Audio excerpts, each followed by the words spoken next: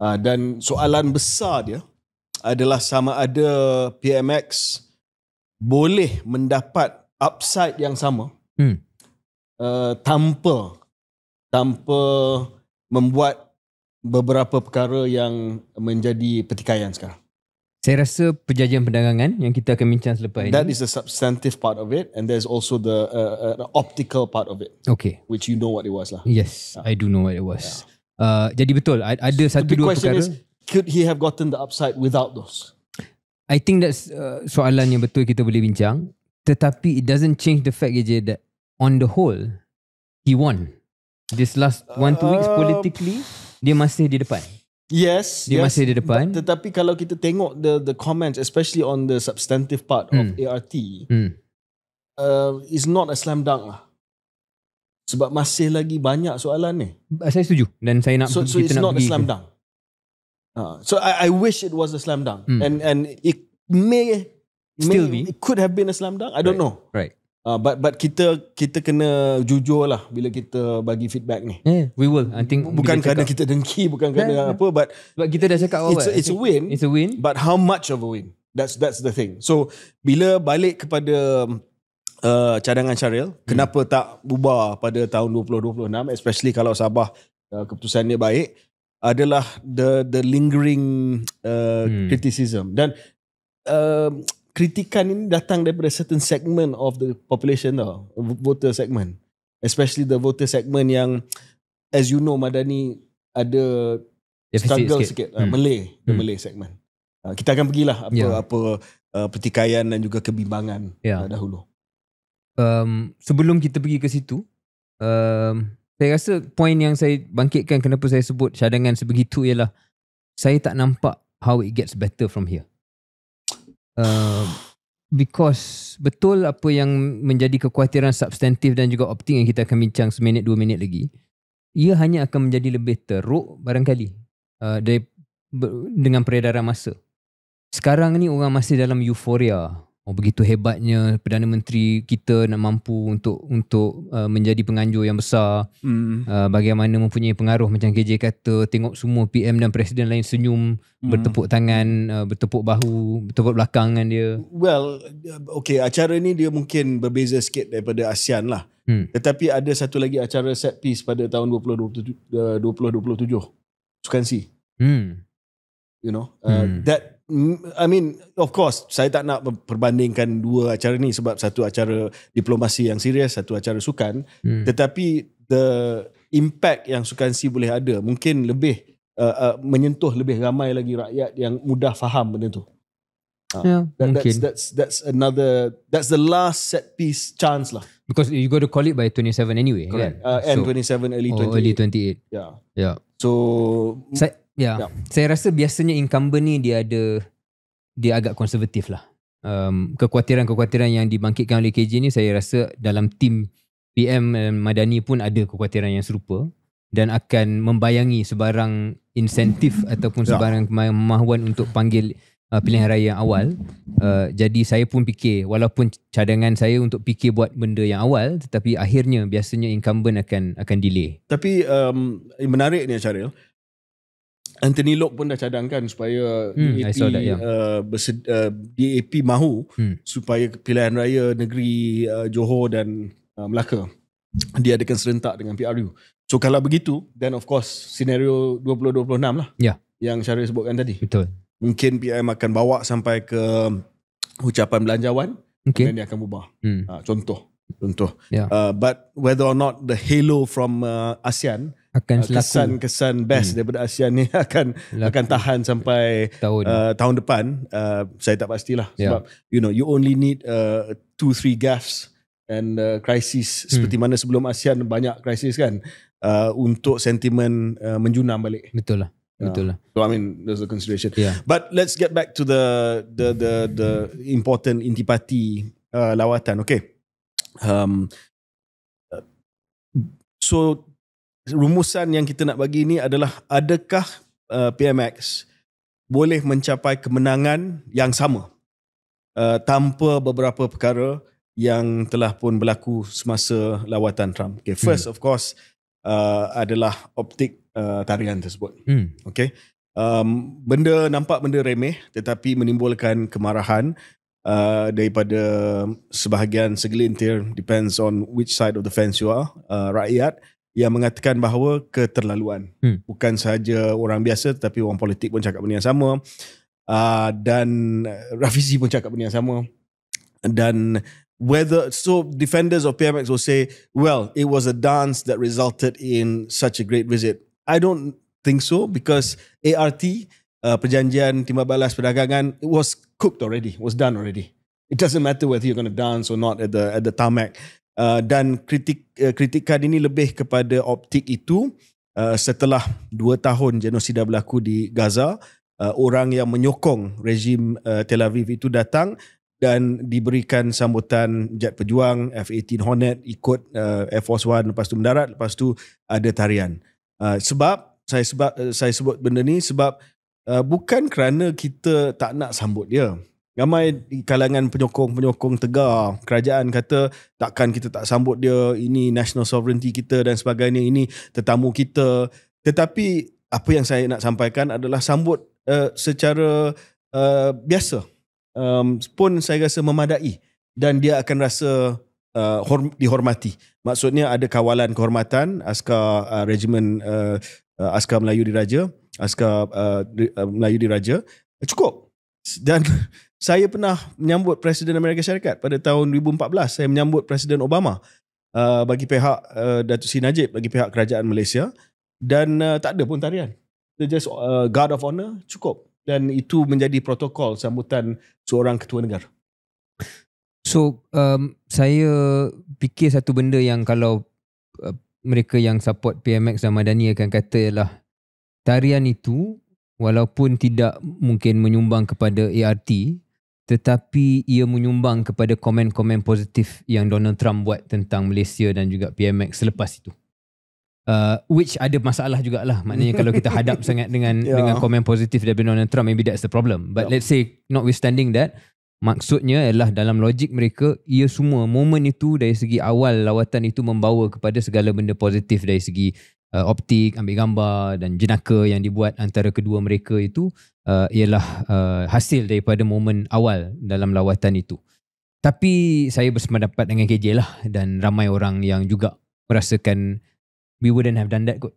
I wouldn't have done that. You wouldn't have done that. I don't think if I were ever in that position I would have done that. Guard of honor is fine. It's fine. And kalau PM nak menyambut, maknanya bukan macam KJ sambut Obama, tapi PM sendiri sambut, I think that's fine. Kalau dia buat that make that judgment.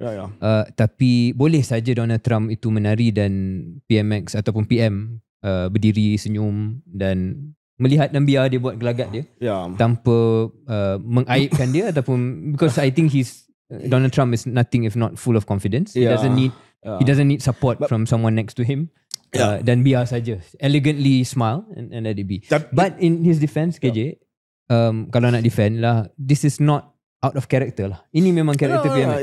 It is definitely in character. Dia memang dulu waktu dia pembangkang pun, ingat tak video-video yang dia memang suka joget. So memang in character, tetapi knowing that is his character, I would have avoided it. Because the risiko Trump akan menari dan risiko PMX yang memang in character akan join memang tinggilah, dan itu telah pun berlaku. So I think it was avoidable dan sepatutnya tak ada pun benda tu. My feeling. Yang kedua, Syaril, membawa kepada the argument kata sebab tarian itulah Trump dalam mood yang bagus. Saya rasa dia dah dalam mood yang bagus dah sebelum sampai. Sebab kalau kita tengok dia punya interview atas Air Force One, dia kata Malaysian PM is a good guy. Sebab dia dah tahu kita akan deliver the peace agreement. Dia datang sebab bukan sangat pasal ART, perjanjian perdagangan itu, tetapi lebih kepada perjanjian perdamaian antara Cambodia dengan Thailand. Sebenarnya itu syarat dia datang. Saya difahamkan itu syarat yang dia datang, supaya ada satu perjanjian yang ditandatangani oleh Anutin, Perdana Menteri Thailand, dan Hun Manet, Perdana Menteri Cambodia, di mana dia dilihat sebagai the peacemaker lah. Sebab dia nak tambah salah satu lagi perjanjian perdamaian dalam CV dia untuk menang anugerah keamanan Nobel pada tahun depan. So I think he was going to be in a good mood anyway without that. Okay. So before we get to ART, Syaril, one more thing yang I wanted to discuss dengan Syaril. ingat tak Syaril, pada episod sebelum-sebelum ini, kita harap bahawa PM akan ambil pendirian tegas depan-depan Trump berkenaan dengan keamanan dunia, terutamanya genosida yang berlaku di Gaza. To be fair, he did say it, but were you happy with how he said it? I was unsatisfied. Saya Tak tidak cukup. saya He could have gone a bit more, saya kan? berharap dia lebih tegas. Dan bukan hanya sebut seperti mana dia sebut lah. So di situ saya secara peribadi rasa sedikit kecewa. Especially after you dance with him. So if you've taken an L there, you might as well have gone for it a bit, right? Correct. Correct. So Tapi were you surprised? To be honest. Yeah. You were surprised. I thought You thought he I would wanted. Because No, I wanted. sebab saya tahu PMX boleh. In a way that was cara yang Melayu lah. Jarum tu memang masuk. But even that he didn't do it, you know. So this episode is almost descending. Kita start cakap yang dia berjaya, tapi sekarang ni dah mula. No. Overall dia berjaya. Kita cakap what could have gone better, kan? Because now that you raise this, saya nak cakap benda yang mungkin penyokong BMX akan kurang selesa lah. In part of me not surprised lagi je. Because while I wanted, saya mahukan dia buat. Tapi akhirnya bila tak berlaku, ketegasan tu tak timbul, saya macam kurang terkejut. Sebab I feel like dalam personality PMX dan dalam rekod dia jadi Perdana Menteri ni, dia sangat mahu keadaan yang mana dia disukai oleh pemimpin-pemimpin dunia. Validation. Dia so a bit of that, dan dia nak jadi, bukan dia nak jadilah, dia suka apabila nampak dia gembira dan pemimpin dunia lain pun happy dengan dia. Kita pernah nampak gambar dia berjalan pimpin tangan dengan Modi, tarian dengan Trump. Saya rasa dia paling selesa di pentas dunia dengan pemimpin-pemimpin dunia yang lain, and he wants it to be just everyone's happy. Yeah, but so dia takkan, dalam insting dia takkan nak merisikokan buat benda awkward. Saya tahu tak, PMX punya finest moment di pentas antarabangsa bila? Sewaktu dengan Olaf Scholz. Basically when he dressed down the German Chancellor. Dekat so there Germany, was that one data point. Untuk dia cakap bahawa ia tidak bermula dengan October 7th. It didn't start there. It started with Nakba and basically said, this is a struggle of dispossession and apartheid. And mungkin dia tak boleh buat benda yang sama sebagai tuan rumah dan sebagainya. But I wanted just, Yeah, no, same. I'm just saying maybe I'm a bit less surprised than you. I rasa in the end, the instinct is to be, to just look and make sure the whole theatre of ASEAN went well. Dan ia sangat penting untuk dibuat di khalayak. Sebab PM ada sebut, dia cakap masa dalam kereta, The Beast dan sebagainya. Tetapi these are the moments lah di mana you have to make a clear and firm stand. Dan saya rasa dia tak akan mencemarkan apa yang jadi pada ASEAN dan juga pada lawatan Trump pun, kalau dia tegas, sedikit lebih tegas berkenaan dengan Gaza. Yep. Okay, let's talk about the trade deal. So then itu optik dan ucapan dan sebagainya. Sekarang ni yang substantif, iaitu perjanjian antara Malaysia dan Amerika Syarikat. Pertama, kenapa kita buat perjanjian ART ni? Yang saya faham ialah untuk kita kunci tarif pada 19%, mendapat pengecualian atas produk-produk tertentu, dan sebagai timbal balas, Amerika Syarikat dapat satu senarai concession daripada Malaysia yang sangat-sangat luas dan besar. Apa yang kita dapat? Lock in the 19% and some exemptions. Not some lah, many exemptions to be fair. Tapi dalam the body of the document adalah apa yang Malaysia bagi pada US. US tak bagi apa-apa kat Malaysia kecuali yang saya sebut tadi, tarif dan juga beberapa pengecualian. Persoalannya ialah apa yang ada atas kertas dan apa yang secara praktikalnya boleh dikuat kuasa yang mempunyai efek. So kita cakap yang atas kertas dulu. Atas kertas pada pandangan saya KJ, kerajaan dan MITI tak boleh nafikan. Ada bendera, bukan red flag, amber flag, bendera amber yang dan yang boleh dipetikaikan, isu-isu yang boleh dipetikaikan dalam teks itu atas kertas. Misalnya perkara ataupun artikel 3.3 Malaysia shall consult with the US before entering into a new digital trade agreement with another country. Itu saya rasa sangat tak pernah ada dalam mana-mana perjanjian free trade agreement. Kena runding dengan US sebelum kita sign apa-apa Dengan pihak ketiga. agreement dengan pihak ketiga. Tak pernah. Artikel 2.3 soal pertanian. Malaysia shall not enter into agreements or understandings with third countries that include non-scientific discriminatory preferential technical standards or third country SPS measures that are incompatible with US or international standards or otherwise disadvantage US exports pun. Sekali lagi, Merujuk dia tak sebut kepada merunding tapi merujuk pada standards dia ataupun kepentingan dia. Okay, to be fair, artikel 3.3 dan 2.3 ni hampir sebiji ada dalam perjanjian dengan Kemboja. Itu ada. Tapi kita tak boleh nafikan dari segi teks secara keseluruhannya, Kemboja dapat berjaya mendapatkan teks yang lebih baik.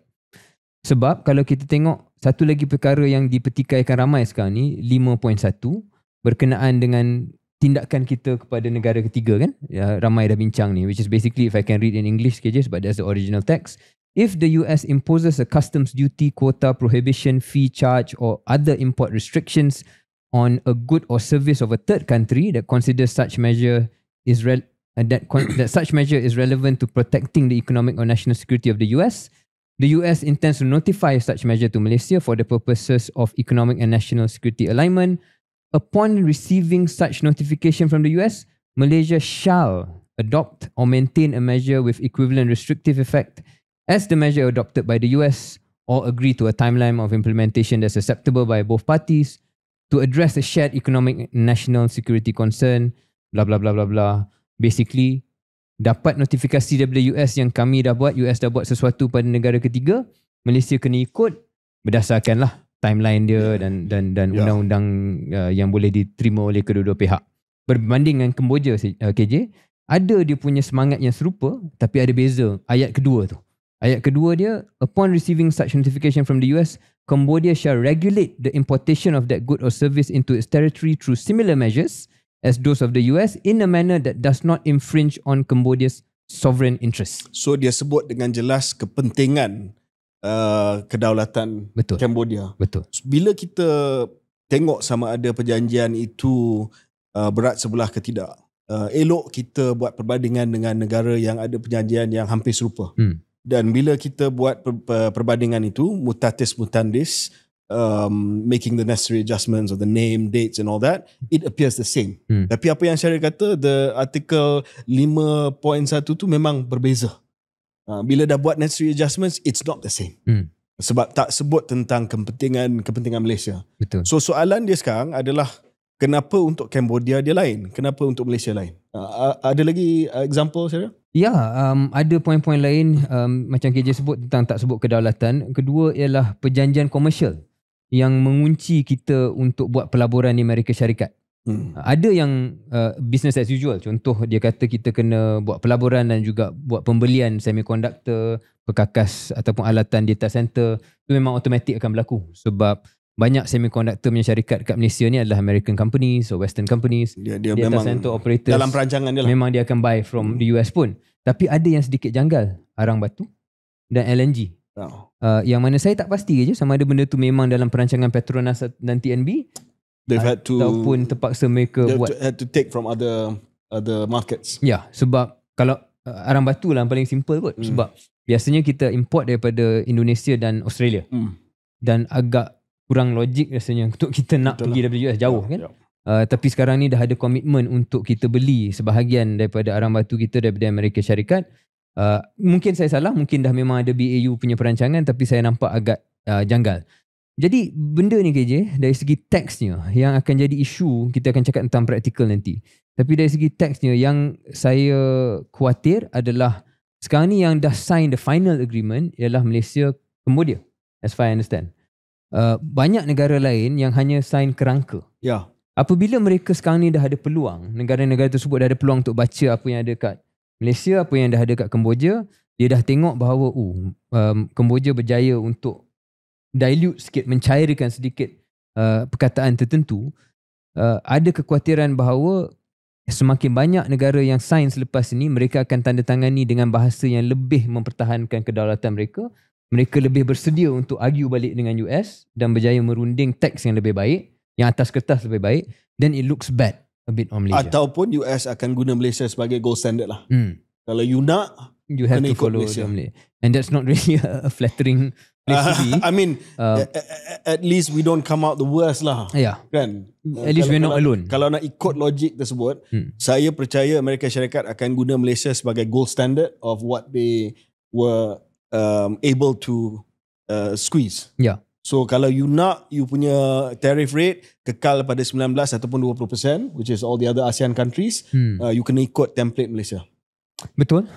So kita akan tengok negara-negara lain ni apa yang jadi. Kalau saya khawatir kalau mereka berjaya untuk capai dan kekalkan tahap tarif mereka itu dengan bahasa yang lebih pro ataupun lebih bunyinya lebih berdaulat daripada apa yang Malaysia berjaya dapat, dan dia akan nampak macam agreement kita ni kita telah berikan terlalu banyak lah. Kita serah terlalu banyak dan sukar untuk kita ghostan semula. Tapi tak apa. Itu atas kertas. Untuk kita, kalau kita nak ambil positif, dari segi praktikalnya, adakah kita berpuas hati bahawa wujud klausa tertentu yang akan mampu melemahkan pelaksanaan perjanjian yang nampak berat sebelah ini, supaya efek dia sama macam Kemboja, sama macam negara-negara lain.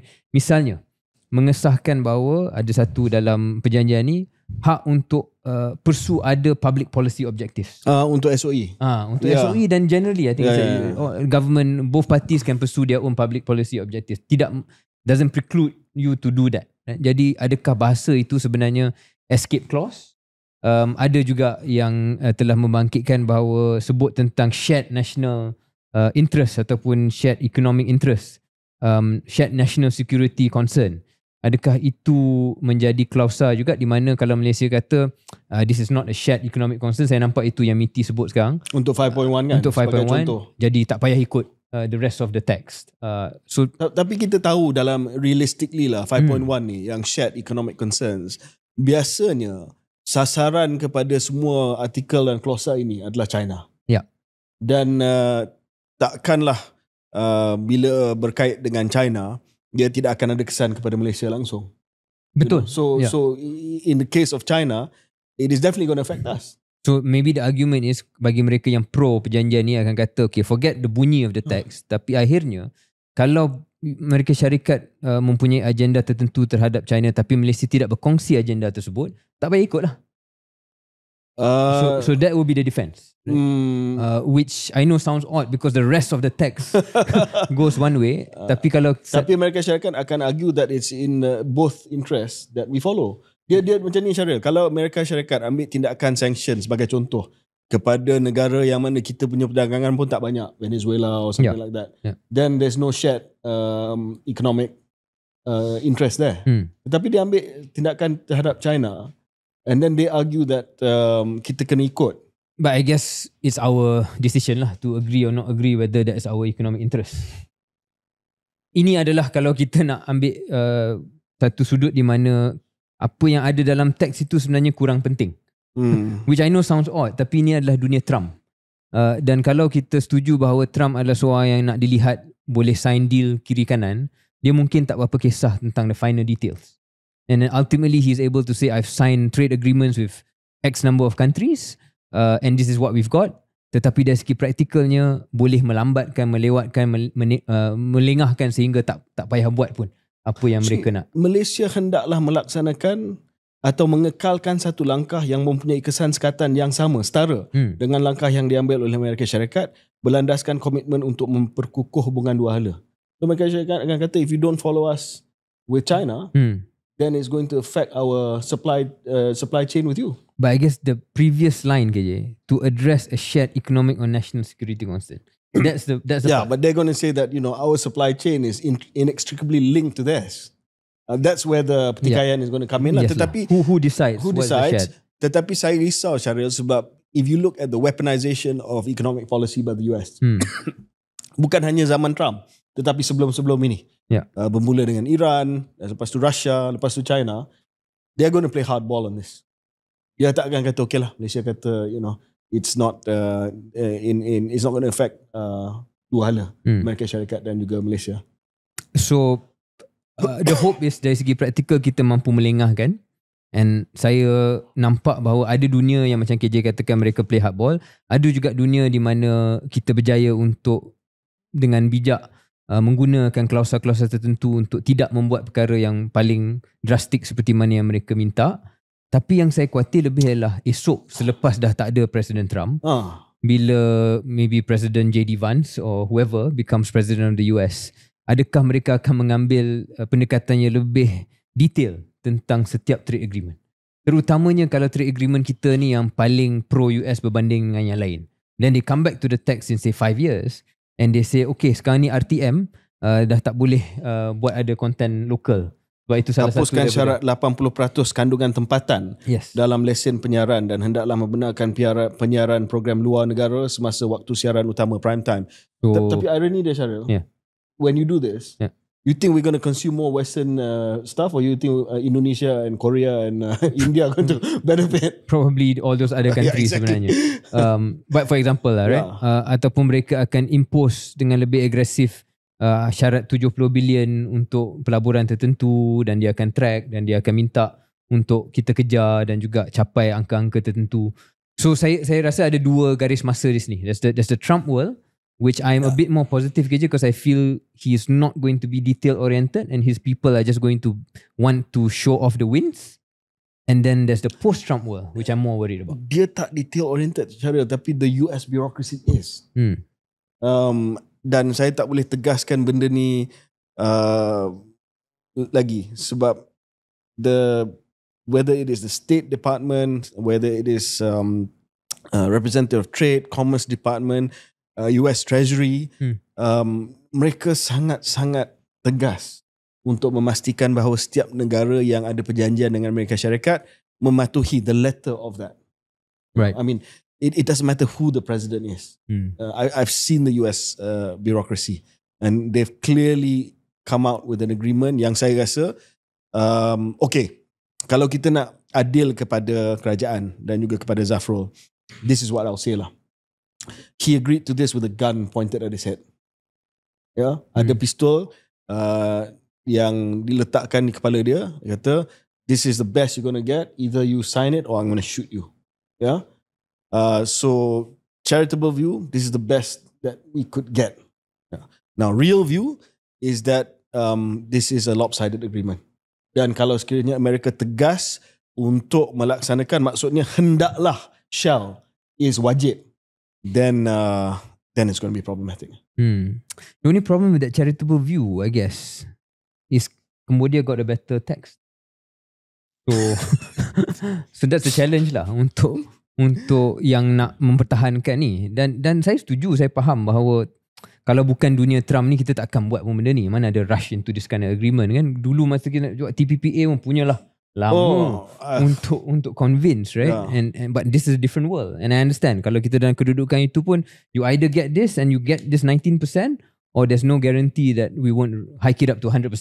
So I accept that, I understand that, but I wish, I guess, seeing apa yang dah berlaku di Cambodia, and I slightly worry what will happen later when Singapore signs, when Indonesia signs, when Thailand signs. If they get a better text, then your charitable punya opinion tu dah susah nak defend. So let's see what the others get. Kalau the others get lebih kurang sama macam sekarang, then okay. Then maybe, I guess, because the others pun got the gun to your head, then how come they got a better deal? If they get a better deal. Jangan pertikaikan pengorbanan pejabat awam. Come on lah. Kesian dia orang negotiate benda ni. Yeah, I don't know, of course.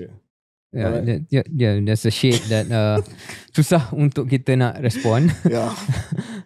But yes, so that aside, I think that's the read lah. That's the read where in the main, on the whole, I think kita faham that we had to do something to sign this agreement. But the Cambodia agreement suggests that there might have been a bit more room. Okay. Kita ada kita ada exit clause. Kalau tak silap 7.5. Tapi aku kata ada exit clause. Tetapi saya rasa exit clause ni bukanlah klausa yang realistik lah. What, 7.5 ke? 7.5 termination with due notice. Oh, boleh caw lah. Boleh caw. Saya rasa kalau kita invoke that, it will be it's worse. Baik tak payah sign langsung. Better tak payah sign langsung. Tetapi ada klausa 7.3 which allows reasonable modifications and amendments, which will be 180 applicable 60 days after the date on which the parties exchange written notification, to introduce, for instance, compliance to ensure that our domestic laws take precedence. Maybe ada ruang lagi. Tapi ia bergantung kepada kabinet dan kerajaan untuk mengakui that maybe they didn't get the best deal. Are they prepared to make that admission? Correct. Sebab apa yang saya nampak tentang pentadbiran madani ni susah sikit lah untuk the more you critique, the more they dig in. They dig in and they dig their heels and say no, kita betul, anda salah. So kami keluar sekejap ni adalah komentar yang agak adil. Jadi terpulang kepada mereka yang berada dalam puncak kuasa untuk menentukan adakah mereka nak melihat kritikan bukan hanya daripada sini tapi daripada tempat lain dalam Malaysia sebagai adil, then try and do something about it, or maybe for them the best they can do is this practical and tactical moves untuk melemahkan the effect. Tapi ada benda yang bagi saya lah, Syaril, I mean sebagai negara yang berdaulat, walaupun ada pistol yang ditenang kepala kita, it's tough to accept lah. Benda macam tak boleh nak ada perjanjian digital. So for instance, kalau kita nak ada perjanjian digital, of course dengan China, ataupun nak beli daripada China, memang kita kena minta izin dulu. Nuclear, I don't know if you saw that. Kalau nak beli teknologi nuklear pun kena hanya beli daripada senarai yang disediakan oleh Amerika Syarikat. I mean, that's harsh, man. Yeah. So let's see what other countries. I keep coming back to this sebab dia bergantung pada apa yang negara lain sign. Sebab bayangkan je, kalau semua negara sign lebih kurang macam ni, maybe in a post-Trump world everybody leaves this agreement because it's just not sustainable. If everybody signs atau kalau you Presiden Amerika Syarikat yang baru, tak kira lah sama ada Democrat, ini dah gold standard dah, kenapa you nak buang agreement ni? Because dia mengikat tangan semua orang lah. You cannot buy stuff from... Isn't that what America is about, regardless of whether they're Democrat or Republican? Yes, but if a lot of people feel that they will leave lah. They will leave, then I think kalau kita seorang yang caw, susah lah. Tapi kalau ramai negara lain, banyak negara lain yang juga berpendirian itu in a post-Trump world, so you basically take the win now, dapat keuntungan sekarang, lock in a lowish tariff, and then deal with the problem tomorrow. Tactical win for now. Sebab not win lah, tactical. Tactical holding pattern. Sebab betul, dalam dunia sebelum Trump, agreement ni kita anggap sebagai benda yang set in stone ataupun cast in concrete kan. But in a post-Trump world, even agreements, dia pun boleh buang NAFTA lah benda semua. So I do see a world where these agreements are less airtight than before. So maybe that's mungkin, if you're charitable to MITI, maybe that was their worldview. Well, I mean, idea, dia pun tinggal lagi 3 minggu kalau dia nak datang ke KS. Menteri Perdagangan dan Laburan. Saya nampak jawapan dekat Parlimen tu tak dapat menjawab semua yang kita bangkitkan hari ini, dan telah pun dibangkitkan di Parlimen, ada dibangkitkan oleh ramailah tokoh-tokoh yang bangkitkan kebimbangan. Maybe he can come and kita dah tak ada kepentingan lagi dah kan, so might as well explain lah.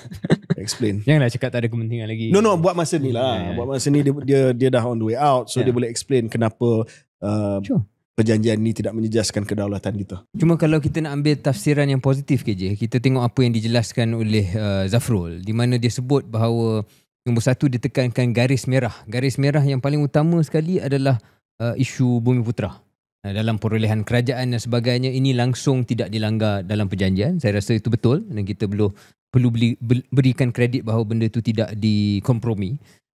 Tapi yang lebih menarik adalah tafsiran Zafrul dan tafsiran MITI mengatakan walaupun ada klausa yang menyebut bahawa syarikat milik ataupun kawalan kerajaan SOE perlu bertindak mengikut pertimbangan komersial, tapi ada klausa lain yang memberikan pengecualian bagi tujuan memenuhi tanggungjawab awam. Jadi kepentingan awam, different public policy issues. Jadi di situlah nampak kalau kita baca macam ni, satu tafsiran agak berat sebelah, tapi mungkin in his defense dia kata there is exit clauses, safeguards yang diorang dah fikir. Dan inilah yang mereka akan gunakan untuk keluar daripada sebarang tekanan yang mungkin akan ada.